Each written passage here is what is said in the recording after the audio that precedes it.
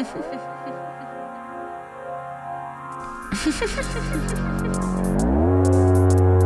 quality. I got it. I got this. You got it. You got it. My chart says so. Look at me go. Sun, moon, rising. It's all about China. It's all about China. Earthlings. What's it all mean? What's it all mean? Star quality. What's it all mean? What's it all mean? Star quality. Woo. No, dude, really, what does it all mean? Star quality. I got it. You got it. You got it. Star quality. Star quality. What's up, Star Party people? Welcome back to Star Quality. It is me, your host, astrologer Stevie. It is the new moon solar eclipse in Leo today. Welcome to eclipse season, folks. I wish I was reporting live from Björk's rave in Iceland because that looks cool as hell. If you don't know, the fantastic artist, musician, experimental, avant-garde genius who is Björk, who is from Iceland, is throwing a DJ rave in her home country of Iceland because the path of totality is going over Iceland. And yeah, if you're there, please sound off and let us know because I want to hear all about it. It really wouldn't be a Leo eclipse, a Leo new moon, if I didn't start with some drama, because there's just been so much drama in the astrology community lately. And by drama, I mean just like flat out unacceptable behavior. But I'm going to start with a piece of drama that I don't think, it's not the main piece of drama, but it's a sub piece of drama. And this is my gripe. This is my red flag for astrologers. Okay.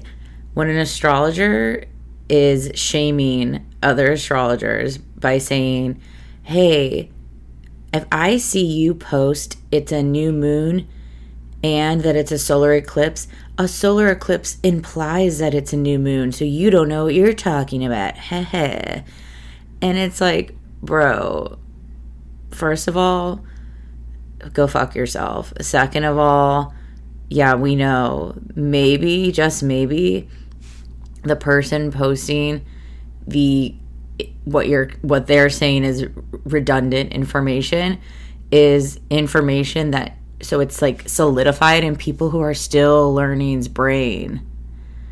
My God, the circle jerk that can be the astrology community of like fucking pseudo academic psychopaths is just like too much. It's too much, guys. I do not have enough time to get into what's been happening. Well, I don't think we talked about this last time.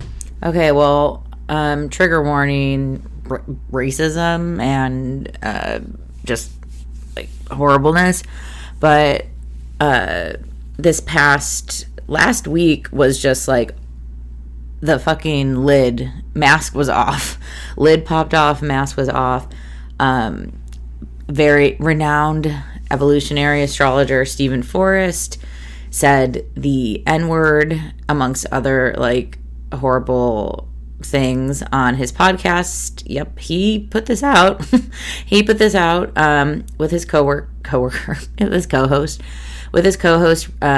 Ricky Williams, and then his Ricky Williams' wife is like also there for some reason. Anyways, they have an app / podcast / alleged community. And you know, if you're like, I don't know anything you're talking about right now, okay, that's good, because you know this is very inner astrology community. And maybe if you know me in real life and if we've talked in depth before, you probably know that like I don't really like run with the conference scene. I have friends in the astrology community. I'm friends with other astrologers or tarot readers, mystics, but like it can be so cliquey, it can be so snooty. I'm sure like if you're in any subculture world, the conference scene, I don't know, I guess in theory it's supposed to bring people together. I still haven't been, so maybe I would find a lot of community and camaraderie. I just don't find a lot of joy sitting in bad lighting in conference rooms. That's just not my personal style. But never say never. Maybe if one really appealed. I went to one remotely. I went to one astrology conference in 2020, the queer astrology conference, and it was cool. There was also a lot of infighting. I feel like astrology conferences just equal fighting. But anyways, yeah. So Stephen Forrest. Stephen Forrest was maybe my most recommended book author person. I think this is now, I don't even know what it is. I think everyone's still feeling what they're feeling. Like The Inner Sky, his book was like one of my number one recommended books because it's just a really simplified, really 101 great place to start. And that doesn't that book still is true, but Stephen then, since being, called out for his racist rhetoric and philosophies, he said he didn't realize that black people were as smart as white people until his 30s. And he then said he was mused on being related to the founder of the KKK. It's truly I'm only laughing because it's uncomfortable. It was and I'm floored anyone would put that out, but they were putting this episode out under the guise of shadow work. And then also, if you don't know who Ricky Williams is, he was a famous NFL football player. He's also a black man. And also amongst this aftermath, Steven has only doubled, if not tripled down. He's sharing AI slop videos praising him. It's really insane. You should check out his Facebook. It's all public. And then Ricky's just been yeah, I'm fine with everything. And he even said on a live stream after the blowback, he said, I don't even know who made the rules of who could say what word. And they're presenting that it's okay that Steven said this because one black man said it was okay, and then also because it was under this guise of shadow work, because the whole episode theme was shadow work. And maybe, if there's a ton of conversations happening about this on Threads, there was a great podcast with Jovi Saturn and Sam Reynolds and two other astrologers, a black panel of astrologers discussing this. This has been talked about at length, and it should continue to be talked about, and there should continue to be accountability. The United Astrology Conference did remove Stephen as a speaker on a little slow side, and Stephen also tried to say he dropped out. It was you didn't break up with me, I broke up with you. It's been so truly dramatic. And I think beyond, of course, the just disgust and disappointment of this racism, blaming the woke mob, and just true MAGA rhetoric coming from the Stephen Forrest camp. It's so disappointing just to see another kind of example of Pluto and Leo lack of accountability. And good Lord, does this not go with the eclipse theme? Since this is our, we've already had one eclipse in Aquarius, and in the Aquarius-Leo axis, we had the Aquarius one earlier this year, but this is our first Leo one. So we're going to get in, and there's a lot of Leo planets happening in this eclipse chart too. So, and Leo is about leadership, and Aquarius is about the community and the collective. And we're also in this Jupiter, Pluto-y opposition energy too, about who's in charge, who do you worship. The pop astrologist Tasha Begg put out the initial video, but the first thread being the app post was from Hades Moon, bringing this to attention. And yeah, people who present as very woo and open and accountable. I remember when this first broke, I was like, well, obviously Steven's gonna just apologize, and take accountability. His whole fucking thing he teaches is all about this, and man, oh man, that has not been the case. So yeah, it's been a week, and I'm talking about this and I use humor to cope, but it's caused a lot of pain and hurt and damage that can't be undone in many ways. And the astrology community has a long way to go and a long way to grow.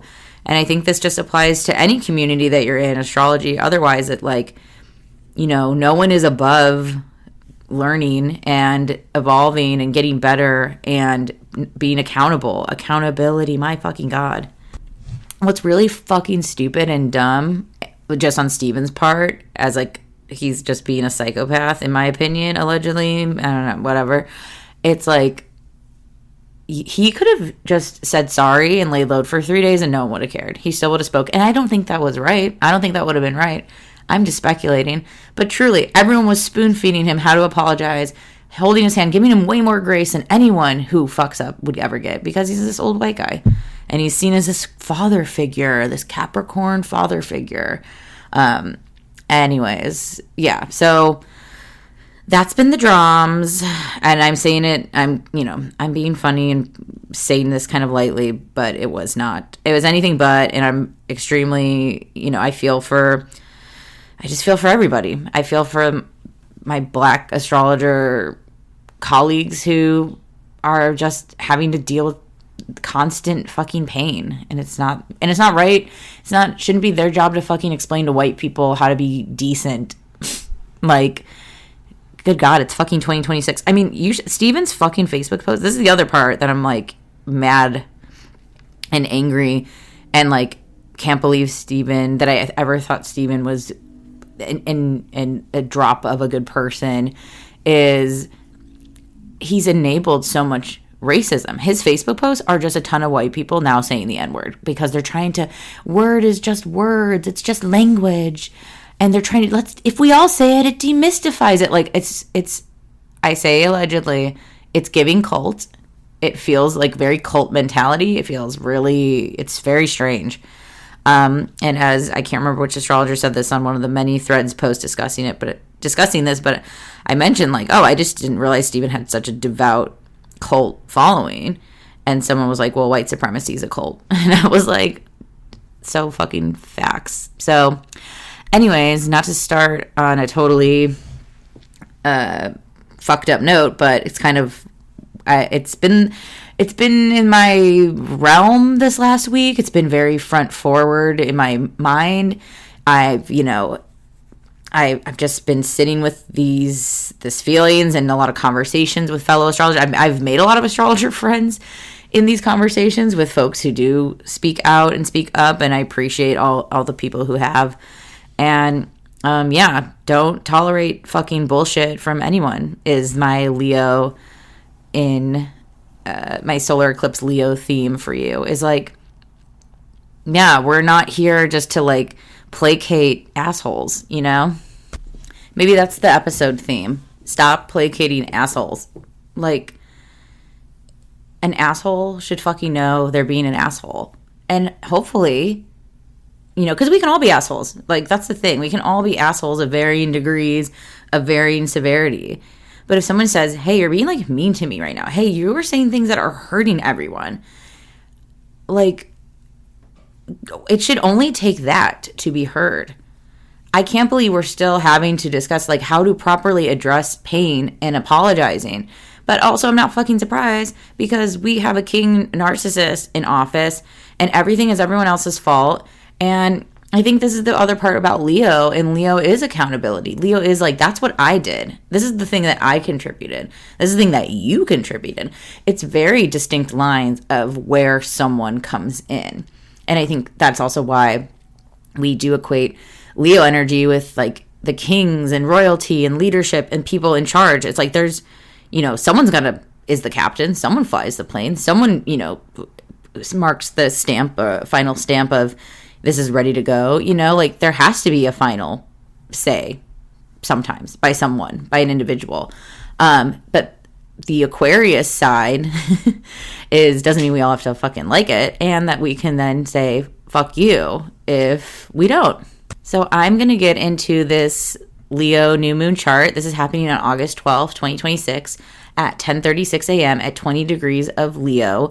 We got a fucking ton of planets in Leo.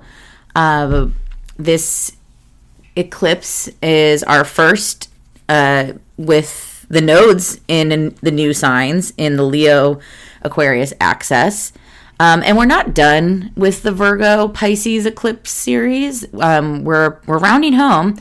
But let me just give you a little eclipse breakdown, like timetable. And actually, I use Susan Miller's eclipse timetable page on her website all the time. So thank you, Susan. Thank you, Susan, just for being fabulous, but also for this great resource. But so we had our first Aquarius-Leo eclipse earlier this year, February 17th, 2026 was our solar eclipse in Aquarius. And then we had another one in Virgo in March. And then this is our first one in Leo. And then in a couple weeks, so eclipses always come a couple weeks apart.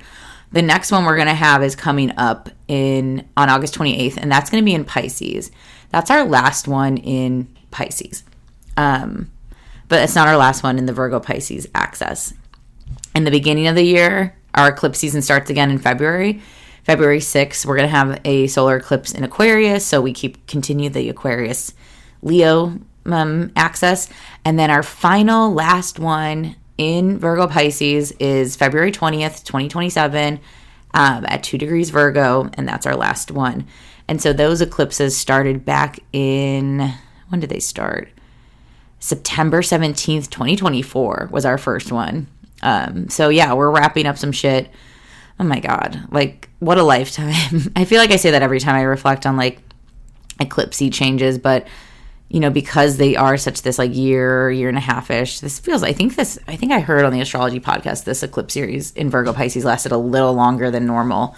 It really is just like, wow, what a different human I was, especially considering society is like constantly unstable and like, what the fuck's happening? Coming back home to this is, so this is we had our first one in this axis, and by axis, the eclipses always happen in a set of signs, and then once they start to move to the next sign, and they move backwards so that they're not in the sign order. So that's why we went from Pisces Virgo to Aquarius Leo. Those are like the sister sign polarities. They move backwards, and so this will be our first proper solar eclipse in Leo after having our earlier in the year another solar eclipse in Aquarius. But it has begun. First in Leo. So how are the Leo things doing in our chart? Also, now we have Jupiter in Leo. So that's changed a lot of things. So I'll get into the chart, what this means, all the different aspects of the chart. I also do have I'm going to put in the show notes, I did pull a tarot card for us, for the collective. Just one card, one simple message. So check out the show notes or go to my TikTok or Instagram at spaghetti_witch. And check out my solar new moon eclipse message for you. But otherwise, I'm going to start breaking down this chart here.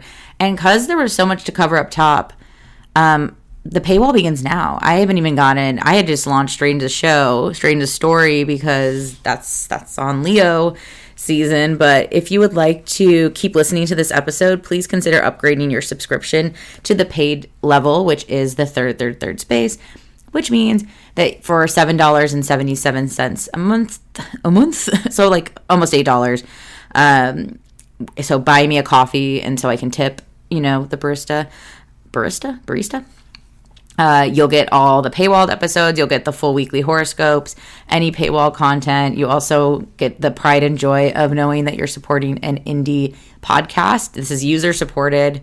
The more people that sign up, the more I can make this more and make this like my full-time thing. And then I'll just like be constantly tied to a microphone broadcasting to you live.